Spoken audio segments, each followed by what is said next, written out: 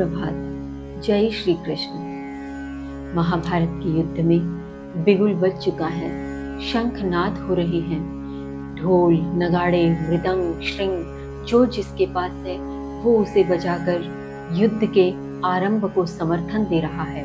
और ये ध्वनि अगर कहीं और होती तो शायद किसी प्रकार का संगीत एक मध्यम सुनाई दे सकता था, किंतु ये संगीत की ध्वनि नहीं है। ये ध्वनि है एक प्रतिशोध की, ये ध्वनि है कोलाहल की, ये ध्वनि है उन गरजते बादलों की जो अब बरसने वाले हैं, जो अपने अपने स्तर पर स्वयं को विश्वास दिलाने में लगे हैं कि अब जीत निश्चय ही उनकी होगी।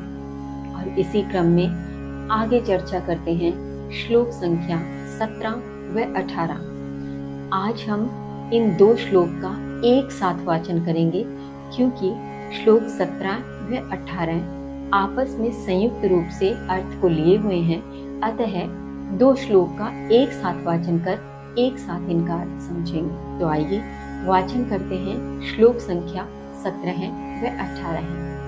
काश्यश्च परमेश्वासः शिखण्डी च महारथ दृष्टद्युम्नो विराटश्च सात्विकिश्चापराजितः द्रुपदो द्रौपदेयाश्च सर्वशः पृथ्वीपते सुभद्राश्च महाबाहो शंखान् दद्मो पृथक पृथक।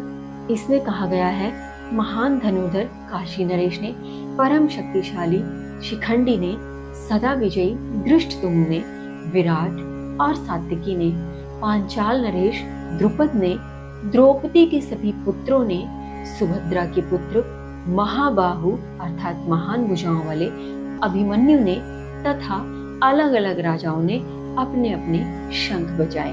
कहने का भावार्थ यहाँ वही है जिस पर हम पहले भी बात कर चुके हैं कि युद्ध भूमि में उपस्थित प्रत्येक राजा ने अपनी अपनी सेना का मनोबल बढ़ाने के लिए अपनी अपनी उपस्थिति उस युद्ध भूमि में दर्ज करवाने के लिए या ये बताने के लिए कि वे पूर्ण रूप से तैयार हैं और युद्ध के लिए पूर्ण रूप से अपने प्राणों का उत्सर्ग करने के भाव से तत्पर हैं। इसीलिए इन सभी ने शंख बजाए और युद्ध का आरंभ किया। चर्चा किए गए इन दो श्लोक के अतिरिक्त आज हम एक और श्लोक की चर्चा कर लेते हैं, जिससे उसके पश्चात आने वाले जितने श्लोक होंगे वे अर्जुन को विषाद की ओर ले जाएंगे। तो अर्जुन के विषाद प्रारंभ होने से पूर्व एक ही श्लोक शेष है जिसका वाचन हम आज ही कर लेते हैं। तो श्लोक संख्या 19। सघोषोऽथार्थ राष्ट्राणां हृदयानि व्यधारयत् नभश्च पृथ्वीं च एव तुमुलो अभ्यनुनादयत्। निश्चित ही पृथ्वी और आकाश को शब्दायमान करती हुई उस नाद के घोष की ध्वनि ने धृतराष्ट्र के पुत्रों के हृदयों को विदीर्ण कर दिया।